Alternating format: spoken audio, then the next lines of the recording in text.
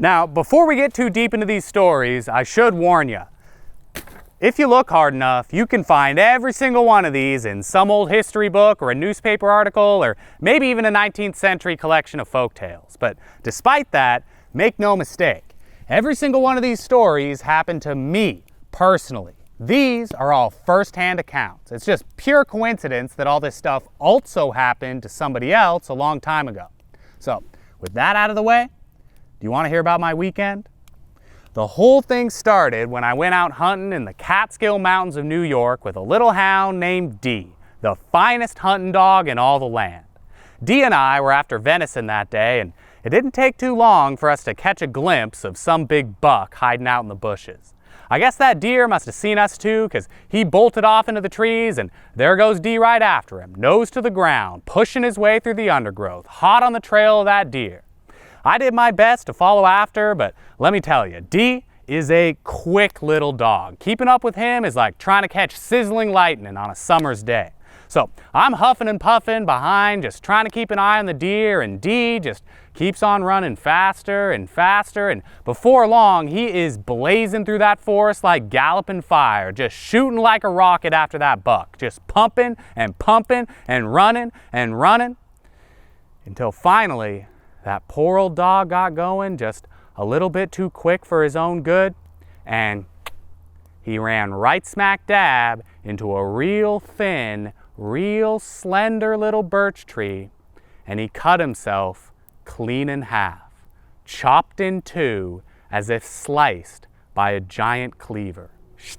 Now, I love that dog, so I certainly wasn't going to let him go down like that. I ran over there quick as I could, and I grabbed some real strong rope out of my pack, and I got to work just tying Dee back together. I held his two halves back up against each other, and I started wrapping the rope around him, just tying a few knots here and there, and before I even got halfway done, Dee's little legs started kicking, and whew, he just goes flying out of my arms, back on the chase, going right after that deer again as if nothing had ever happened. So I couldn't do anything but just go on after him, and just like before, Dee is chasing down that deer like you wouldn't believe, despite the fact that that dog had been cut clean in two just a few moments past. He was flying through the trees, going so fast that I couldn't even see him. He just looked like a blur shooting through the woods. This time though, there was something a little different about the gait of Dee. Every once in a while, he'd kind of like flop in the air a little bit, like almost like he was flipping or twisting somehow. Like it was real hard to figure out exactly what he was doing, but I wasn't going to complain because somehow it was working. Dee was going faster than ever, and strangely, it didn't seem like he was getting tired either. Like I could see that deer like way ahead of us, and he's starting to lose his wind, and I certainly was running out of breath myself, but Dee just kept on chugging. Like his stamina seemed just about unbreakable. Seemed like his gas tank was never gonna run dry, just running and occasionally doing that flop thing and running and flopping and running and flopping until finally we had that deer just about all tuckered out.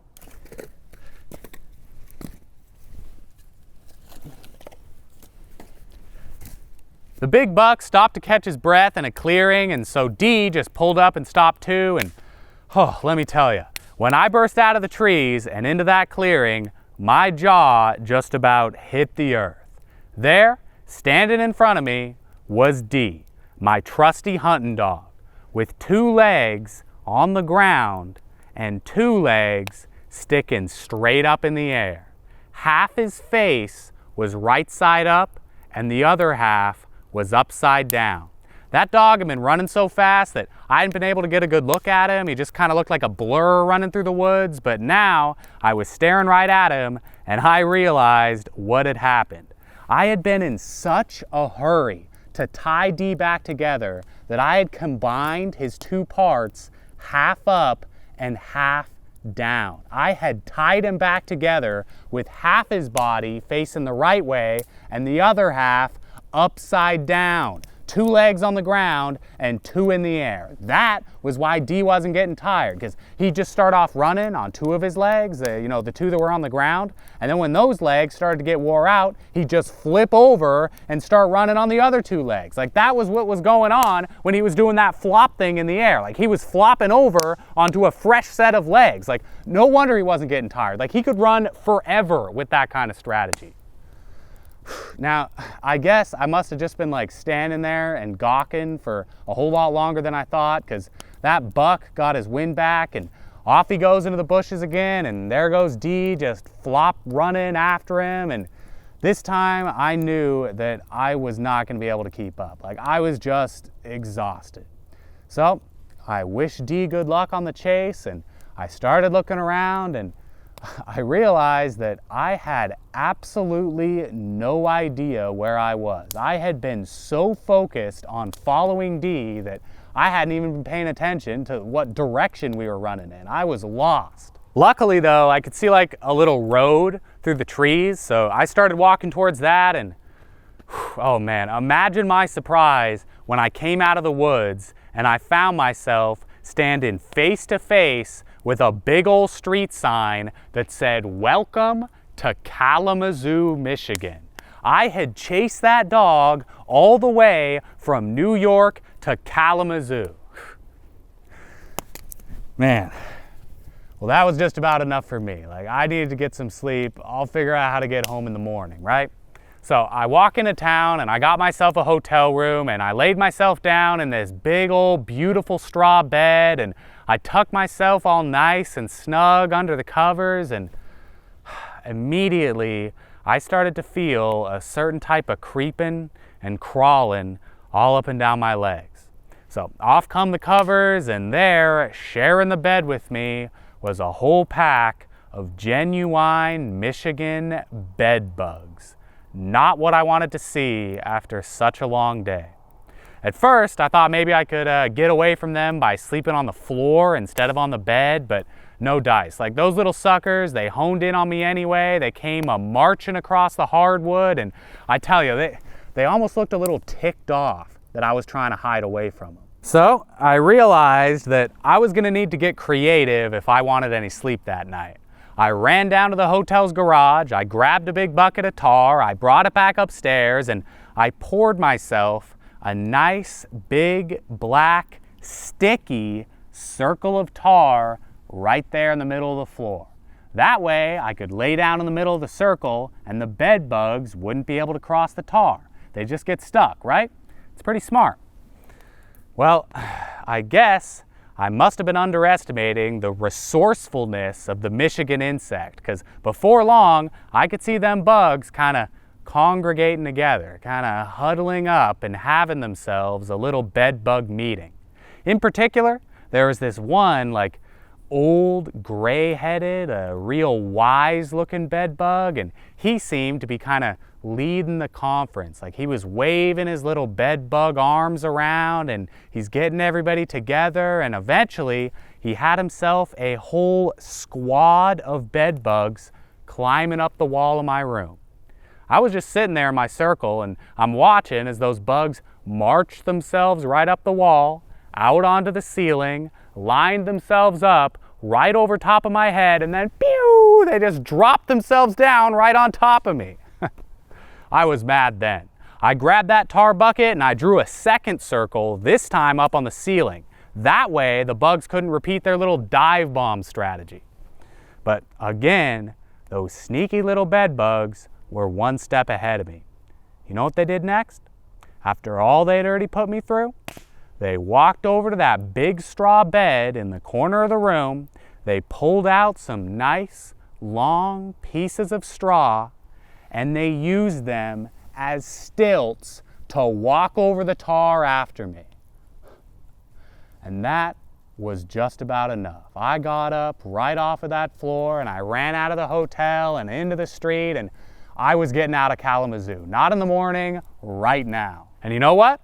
Lucky for me, right there in the street was a stagecoach headed out of town with room for one more passenger. Like, I didn't even care where the coach was headed. Like, I paid the driver and I hopped on board, and as soon as I got up there, I just could not keep my mouth shut. I started talking to the other passengers. Right away, I said, man, you guys would not believe what just happened to me. Kalamazoo, Michigan must have the worst bug problem in the whole country. And, you know, I was ready to just tell the whole story about D and the bed bugs, but before I could get another word out of my mouth, some guy sitting across from me on the coach just jumped in and interrupted. He says, worst bugs in the country? No way. The mosquitoes down in South Carolina would put any insect to shame. Now, right off the bat, I already don't like this guy. Like, I'm already skeptical. Because, you know, I've been to Idaho, and let me tell you, the mosquito swarms out there are so thick that if you want to have a conversation with somebody, you got to throw a brick at them first so you can talk through the hole. But even so, I decided to just let the guy keep talking. And you know what he tells me? He says that he used to work on an air base in South Carolina, and the mosquitoes down there were so big that they used to fly up to the soldiers and lift up their dog tags so they could check their blood type. Now, if you know me, you know that I hate being interrupted and I really hate being upstaged. So I decided to respond with a little tale of my own. I said, mister, that's a pretty good story, but I suggest if you ever really want to see Mother Nature run wild, you better get yourself down to Southern California, because the soil down there is so good that sometimes the crops get growing so fast that they just pull their own roots right out of the ground. Shoop. And I thought that I had the stranger caught with that one, but nope. You know what he said next? He tells me that they had that exact same problem over in Kentucky, the only difference being that the farmers there were smart enough to bury a big heavy rock in the ground underneath each seed so that the roots have something to grab onto and they can't just grow themselves right out of the ground. So now that's 2 stories in a row where this guy has tried to outshine me. But the worst was still yet to come. The next little yarn that this guy tried to spin was just one step too far. See, I could believe that mosquitoes were lifting up dog tags, and I could believe that Kentucky farmers were tying their corn stalks to big rocks, but man, I just could not accept this last story. This guy really tried to tell me that he once caught a 20-pound salmon. What a crock, right? So, you know what I did? I told a little fishing story myself. I said that one time I had been out fishing late at night when the lantern that I was using for a light fell out of my boat and into the water.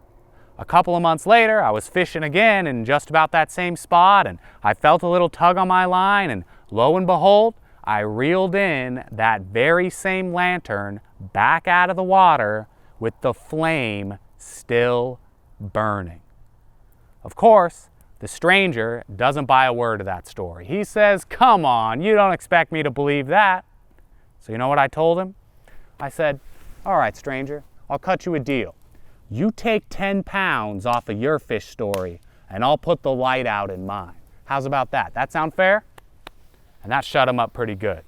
We all rode that stagecoach in silence for quite a while, until I started to get hungry. And I asked the rest of the passengers how far it was to the next town. Well, that very same stranger piped up again, and this time he says, hey, there's actually a tavern 5 miles from here, but I'm telling you, you don't want to get a meal there. They got a little scam that they like to play on stagecoach passengers. You come in and you pay for your meal, but before you can get 3 bites down, the stagecoach is ready to get moving again, and you got to abandon your plate and run back outside and get on board. And you know, that way you pay full price for a meal, but the tavern can just take all the food that you didn't eat and give it to the next group of passengers coming through. Now, the only thing that I hate worse than a braggart is a scam artist. So what I thought I had here was a golden opportunity. A chance to get one over on both this obnoxious stranger on the coach and that cheating tavern coming up. So I made a little wager with the stranger.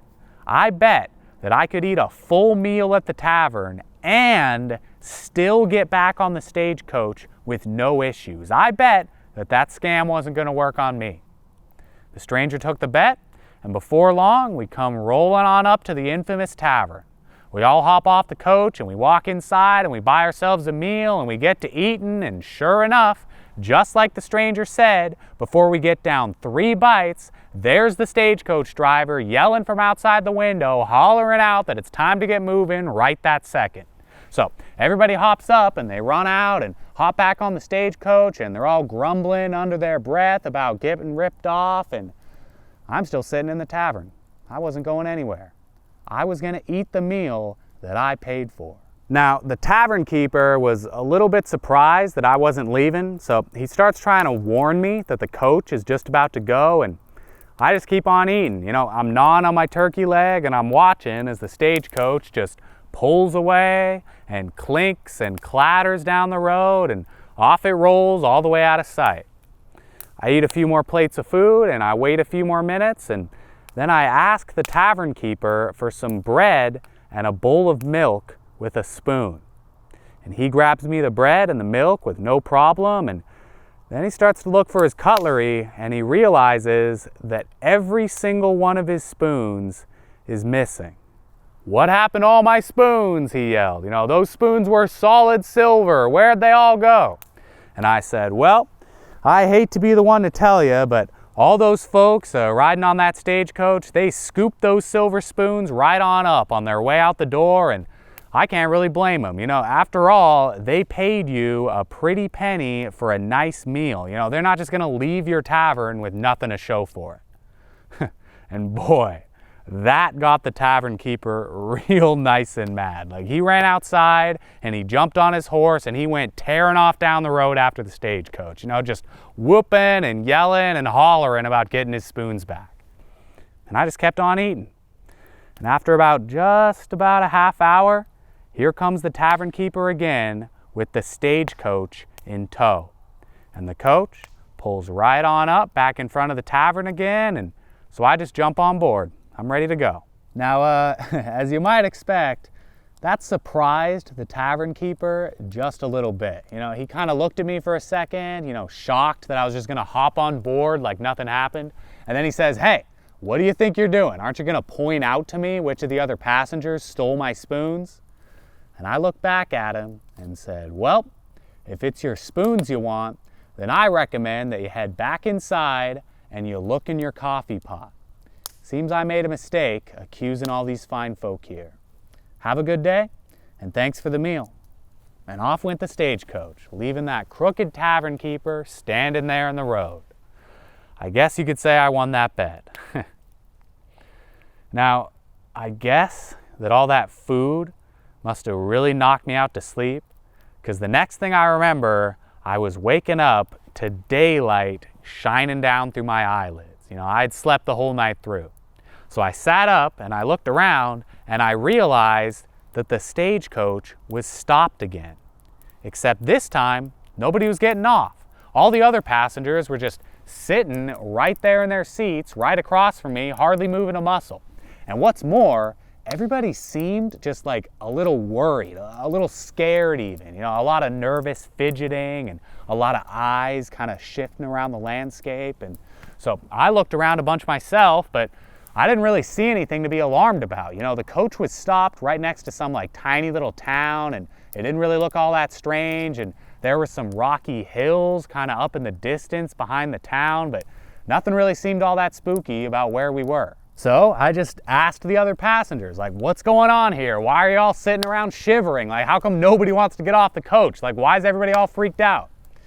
Well, right away, one of them lets me know. He says, "Are you kidding, man? Like, don't you know where we are? We are in Hardscrabble County, home of the Hardscrabble County Quarrymen, the toughest, meanest son of a guns you will ever meet in your life. Like, they live up there in those rocky hills, you know, just outside of town, and they're working the quarries, just cracking rocks by spitting on them. There ain't no chance any of us are getting off this stagecoach around here, especially because rumor has it that one of those quarrymen is supposed to be coming on into town today, and we sure as hell are not going to be around when he does.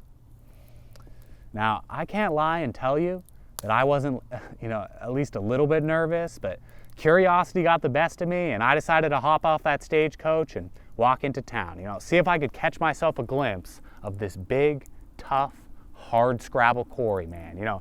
Let's see if he holds up to the legend. And boy, let me tell you, it did not take me long to realize that I might have made a mistake.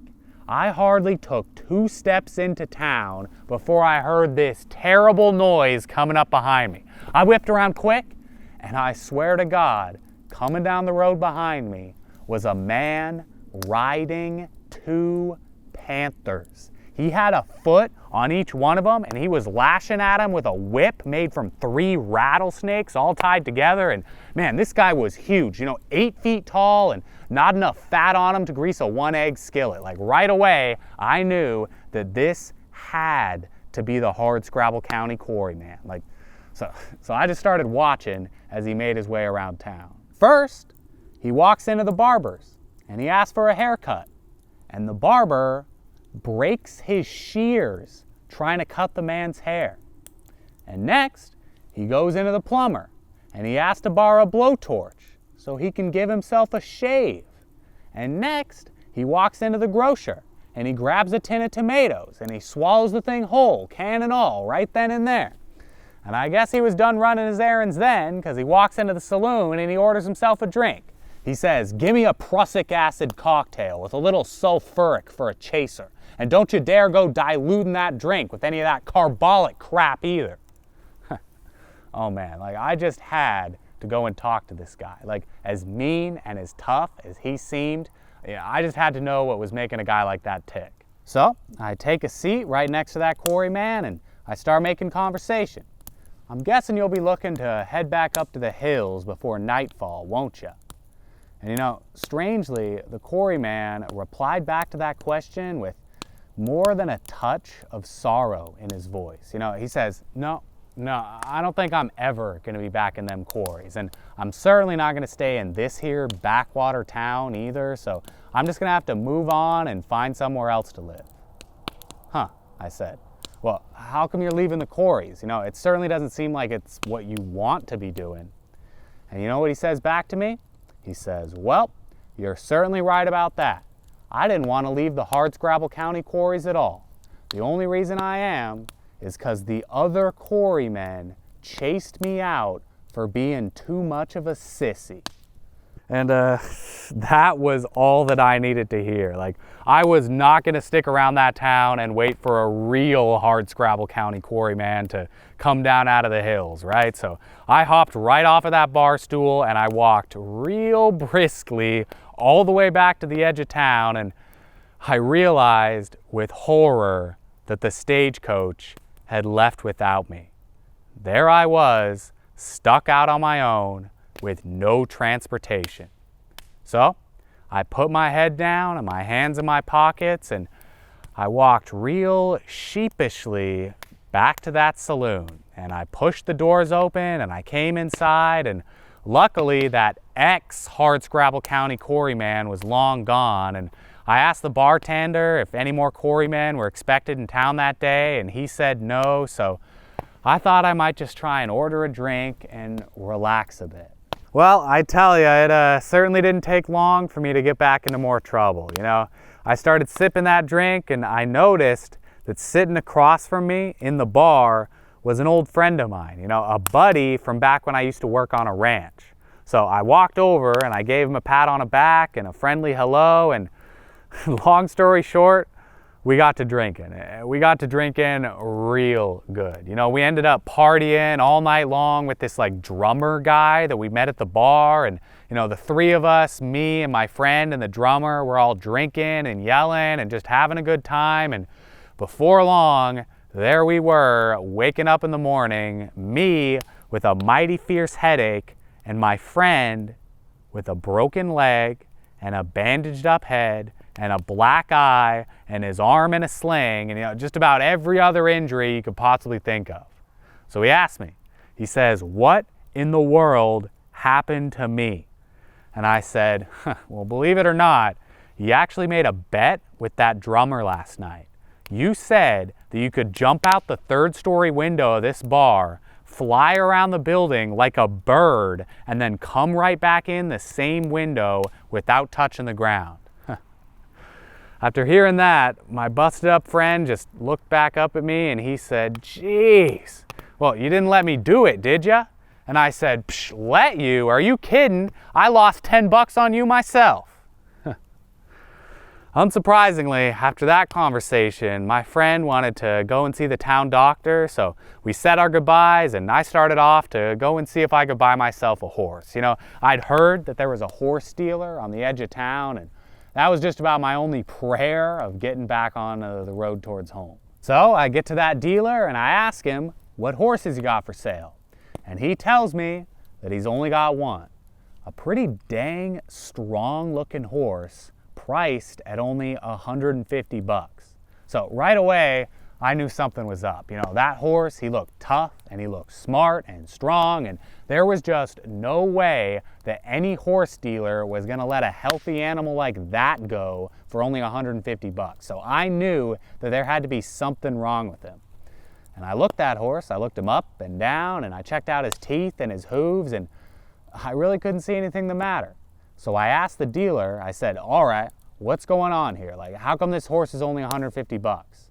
And the dealer tells me that he just didn't have any use for the horse, so he's trying to get rid of him for cheap, which kind of made sense, but still, like, I knew that there had to be something going on here. You know, something was wrong with this horse that wasn't just immediately apparent to the eye. And I thought I knew what it was. "He's not blind, is he?" I asked. "No," the dealer said. No, he's not blind, I swear." Well, I still didn't fully trust the guy, but it's not like I had a choice. So I just shelled out the $150 and I told the dealer to open up the gate and let the horse out. And as soon as he did, whew, that horse just comes flying out of there and he sprints across a big field and he runs smack dab right into a tree. Pow! Just slammed straight into it like it wasn't even there. So right away, I just yell at the dealer, like, "You swindler, I told you that horse was blind." But again, the dealer denies it. "Nope, that horse ain't blind." So I say, "Okay, well then what made him run into the tree?" And the dealer says, "Oh, that horse just don't give a damn."